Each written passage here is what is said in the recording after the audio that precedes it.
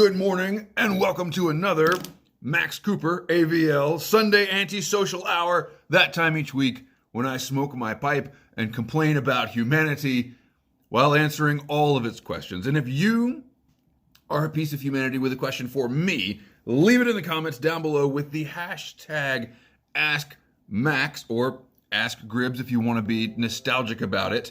And I will answer any question unless I forget about it. So, I have no time. Ever. I have no time. This week has been insane.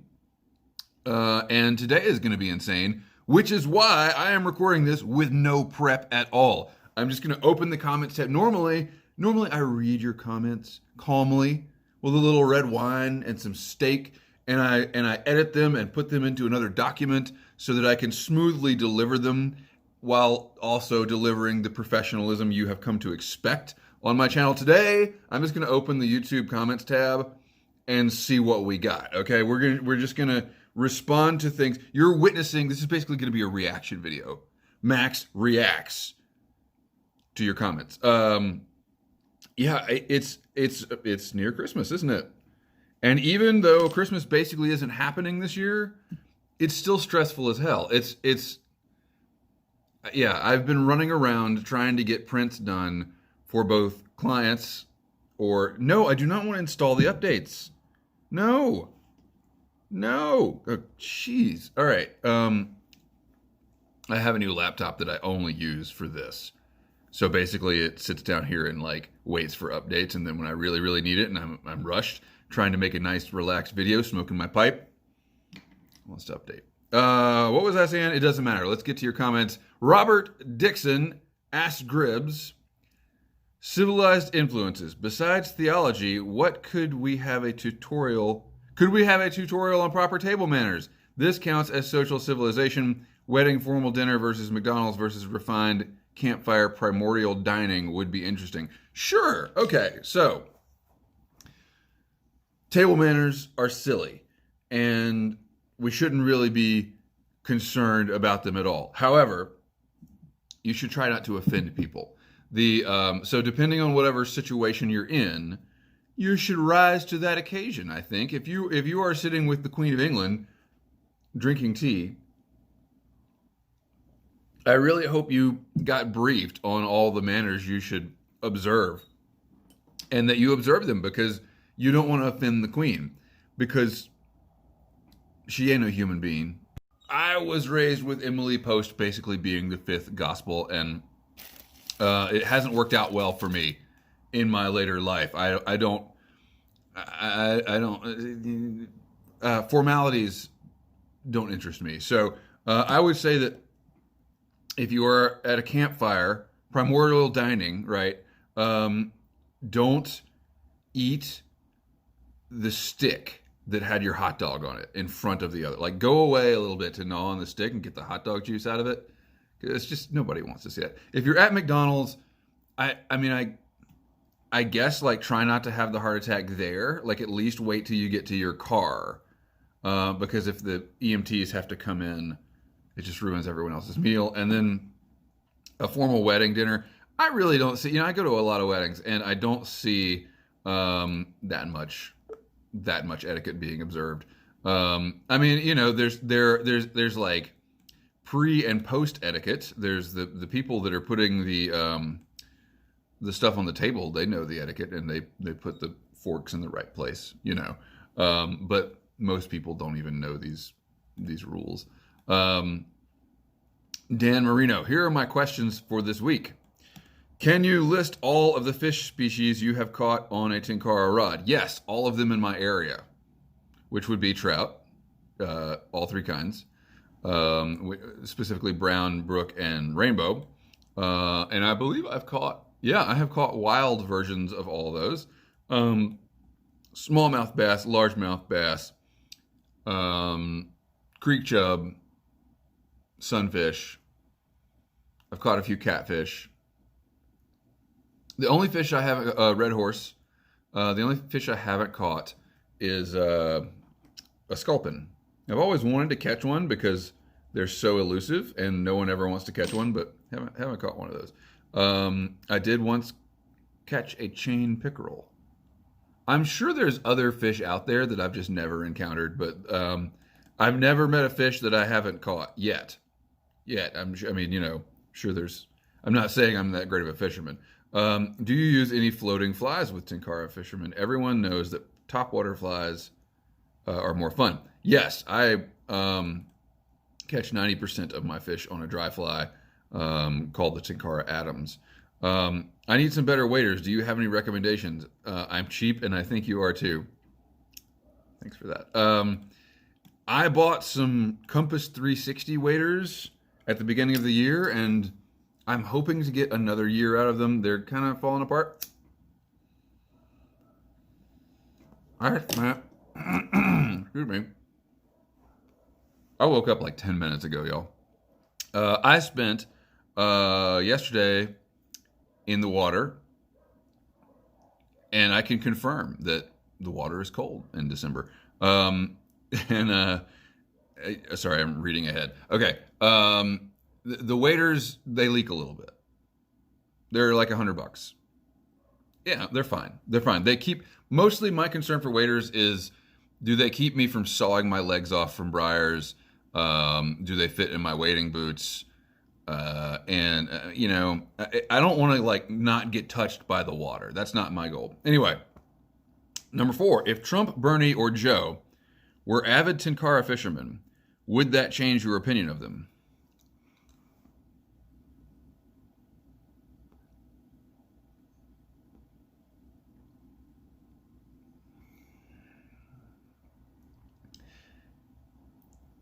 I would say yes, except, you know who's a really big fly fisherman?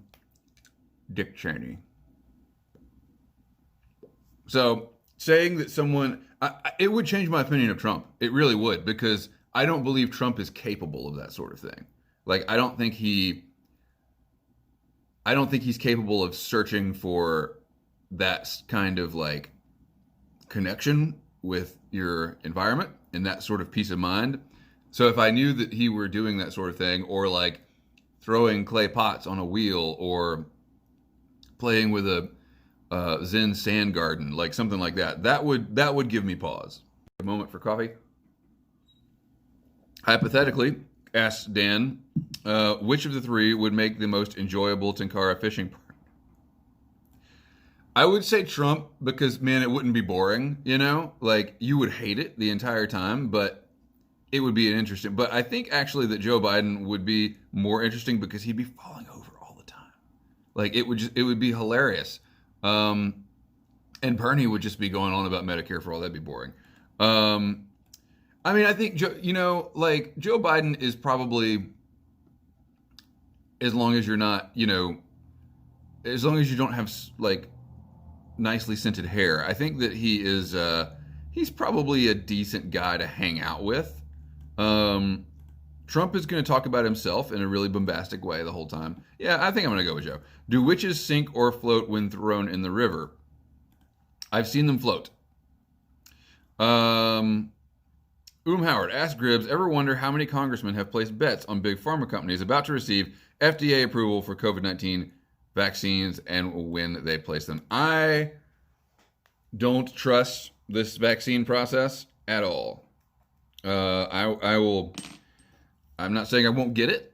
I'm not saying I won't get it immediately. I don't trust it. I have concerns. And that is one of them. Like it would have been pretty smart in like March of last year if you were a betting person to go put some money into big pharma.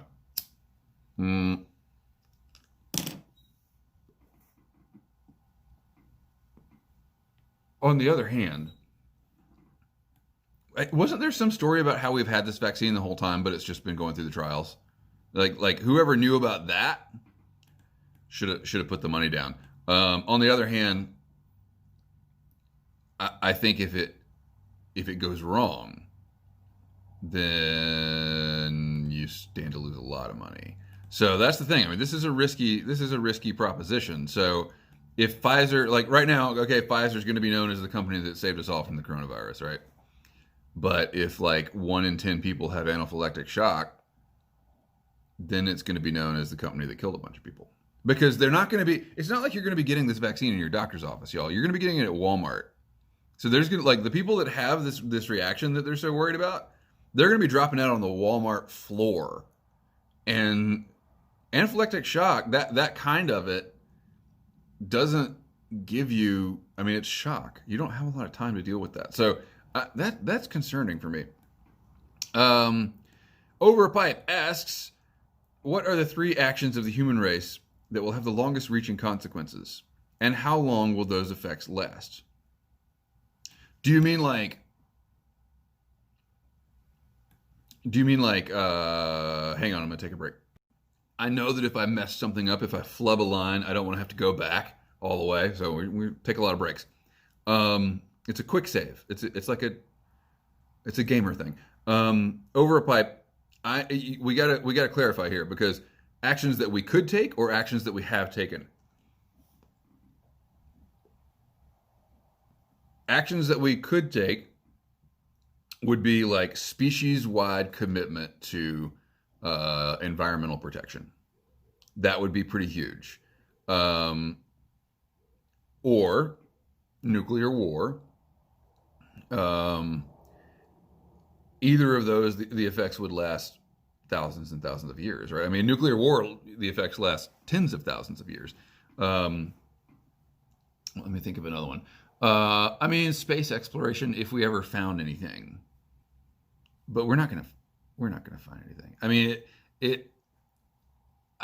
I would be more inclined to say something like SETI would have a bigger impact actually than space exploration, because we might find aliens willing to eat us. Al Molitor says, I'm all for environmental protection, but I've spilled more gas with these new spouts than I ever spilled before. Is it an environmental thing? We were talking about this last week. The kerosene, I would show you, but I don't want to go all the way over there because I'm lazy. So, the kerosene spout, it's insane. Who came up with this? I would rather go to the gas station with a freaking 2-liter that I didn't even wash out. Like, it's still got like half an inch of Diet Coke in it, and fill it up with kerosene. All right, Bound Mystic.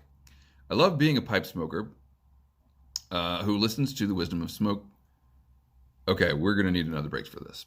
I love being a pipe smoker, says Bound Mystic, who listens to the wisdom of the smoke of his embering bowl, who further listens to the musings of other pipe smokers.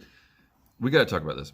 Musings is a terrible word. I'm nothing against your use of it. If you like whatever, that's fine. But I just, in general, having an art degree, I hear people use this word all the time. Like back in school, musings on light and shadow. What the hell does that mean? What light and shadow is really not that complicated. Why do you need to muse on it? And then when you have a model that you really like and you call her your muse, no, she's just hot. Like, anyway, the musings of other pipe smokers as they reflect on their smoky contemplations of the world, each of us lost as to how others of this world miss the deeper joys and satisfactions of just being real and having honest human relationships and having true concern for each other, while recognizing that our ideas are half-baked and uncertain, but nevertheless genuine. This is what I'm all about here. Yeah, I mean, except for the musings, I'm all in. Constantine asked Max, formerly asked Gribbs, will you continue using the Gribbly's Folly email then? Probably not. However, I know that I have an email from you, and this is the first reminder that I've had that I should actually write you back. I read it and was like, yeah, I'm going to respond to that, and then I haven't opened that email again since. So I'm sorry. I will respond. And then, yeah, probably we'll phase that one out. I haven't actually thought about it. Yours is like the first. What did I do? What am I going to the channel dashboard? What's going on? This is why I do this off camera. What? Now I'm just on YouTube. Hang on. Les Brady asked Max, may we see the pipe rack that John Galdieri and Cassidy Rose made for you? Yes. I'm gonna do we're gonna do a pipe collection tour the minute my life slows down. So like sometime in 2022, I guess. And look, I'm looking for the hashtags, y'all. Looking for the hashtags. Hang on. Pottsville Piper. I have not heard from you in years. sir. He says, bring back Defiant Pipes. I would, except I thought about that. That maybe instead of moving the channel forward, I should just move it backwards. Like, would just sit and talk about pipes, and then all the other stuff I'd move to another channel. But I just don't. I can't. Logistics. All right, moving on. Howard. This should be a good one. The lesser of three evils: climate change, meteor impact, Biden-Harris presidency. Climate change, definitely. Depends on the meteor, really. But I mean, if we're talking about a planet killer, I read a really interesting thing in some outlet that I can't remember, so it's probably fake news. But it said that, like, there's been some news study. Hang on, I'm just going to Google it. All right, I'm trying to read around the Gannett paywall thing for USA Today. USA Today is like the national Gannett outlet. For those of you who don't know this stuff. And they ruin every newspaper that they buy, including our local newspaper, by putting these paywalls on everything. So we get these like news alerts from our local newspaper that's like, raving chainsaw wielding maniac on the loose, and you click on it and it's like, would you like to subscribe for only 99 cents a month? I hate it. So I'm reading around the paywall window. USA Today: asteroid impacts aren't completely random? ? University of New York University, and I make the distinction because there's probably like, what's Trump University? Is it the University of Trump or Trump? You know what I mean? He's probably started University of New York by now. Anyway, this study out of New York University is suggesting that basically our mass extinctions in history, prehistory, follow a cycle because our solar system orbits around in the galaxy, and every now and then, every 27 million years, in fact, we like basically float into a cloud of comets, and that's why these mass extinctions are cyclical. Why are we talking about this? I forget. John Galdieri asks Max and Cassidy Rose is also in on this, and so she should have been at the front of the line, but I'm sorry, we're live today. We're doing it live. If Max Cooper AVL is the fourth iteration of the channel, what will the fifth be? Man, I don't know. I mean, I think kind of like a Walter White vlogging self-documentary about cooking meth, maybe. Some sort of underground. Here it is. Derek Tant is wrongfully imprisoned, and the YouTube pipe community goes into hiding to form a resistance. And I'm like the media guy, I'm like documenting it all. That's it. And the channel name will be Tantify. I don't think right. Okay, I'm looking for the hashtags. Yeah, here we go.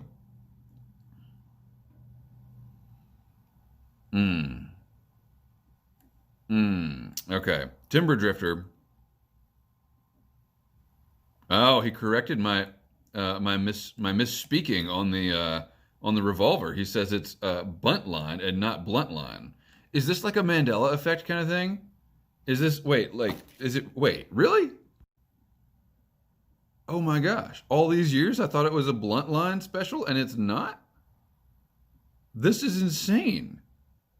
So you guys know what the Mandela Effect is? It's when you have a false memory about something usually something in popular culture. The one that got me the other day is at the end of We Are the Champions, Freddie Mercury does not actually sing Of the World. That's not part of the song. Anyway, Timber Drifter asks, what do you want to focus on that you can realistically accomplish in the coming year?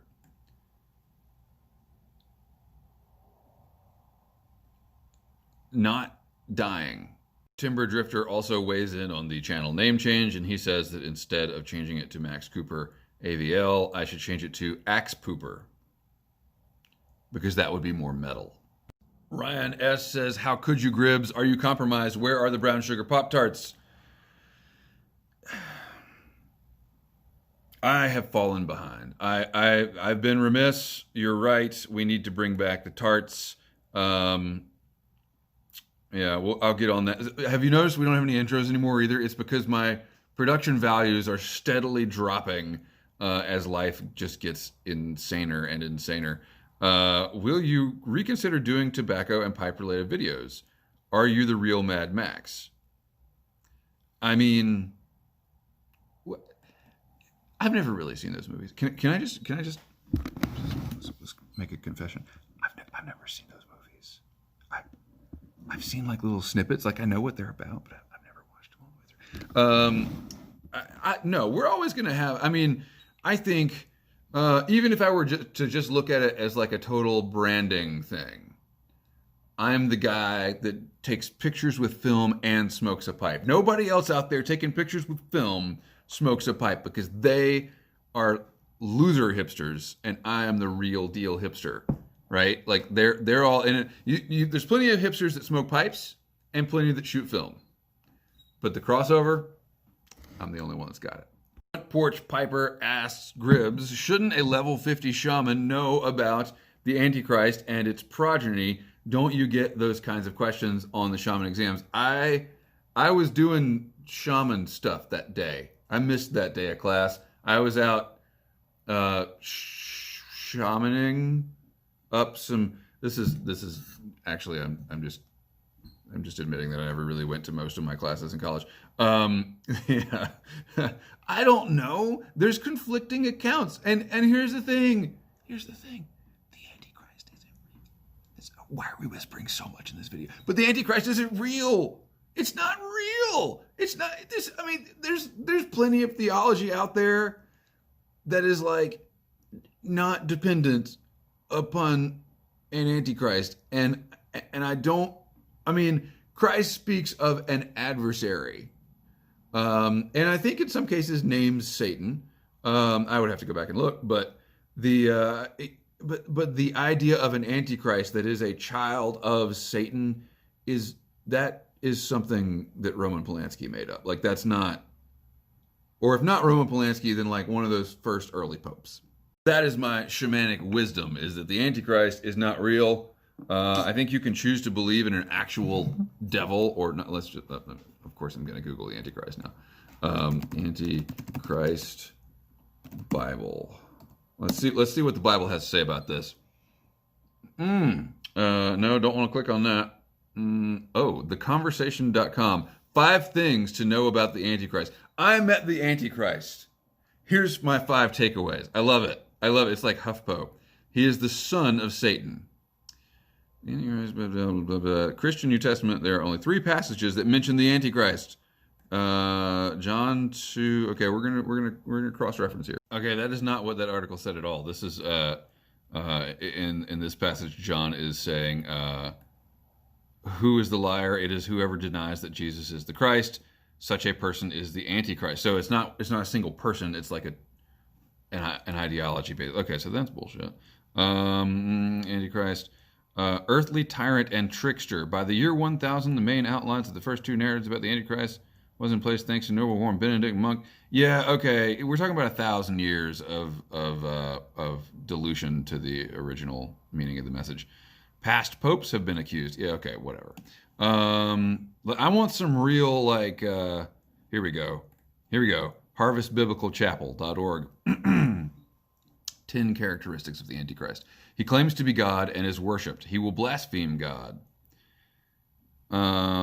He will display miraculous powers. The Antichrist comes back to life because he's because they're anti-resurrection, I guess. Rules in full authority. Will control the world's economy. Antichrist desecrates God's temple. Yeah, okay, but wait. In Christ's time, when they were talking about the world, they meant like everything within 50 miles. They didn't. The world's economy means a different thing. So that could have just been like whatever Roman deputy emperor was over, Palestine at the time. The Antichrist desecrates God's temple, attempted destruction of Israel, causes Earth's armies to fight against Christ. That's very specific. How do you cause an army to fight against Christ in its capacity as an army. Final destiny in the lake of fire. Yeah, we're getting into, okay, Revelations, Old Testament. Come on, it's not real. And that is quite literally all the time I have this morning. I appreciate you watching.